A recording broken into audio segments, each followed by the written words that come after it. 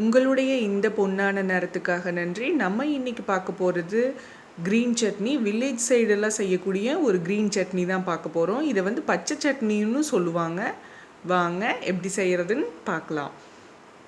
தேவையான பொருட்கள்: 1 கப் சின்ன வெங்காயம், 1 மூடி தேங்காய், 1 கொத்து கருவேப்பிலை, ஒரு சின்ன நெல்லிக்காய் சைஸ் புளி, 2 வரமிளகா, உப்பு. ஒரு மிக்ஸி ஜாரில் நம்ம எடுத்து வச்சுருக்கிற தேங்காயை சேர்த்துக்கலாம். அடுத்து சின்ன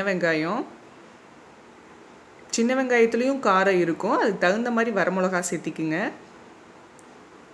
கருவேப்பிலை, வரமிளகா, புளி எல்லாத்தையும் சேர்த்துடலாம்.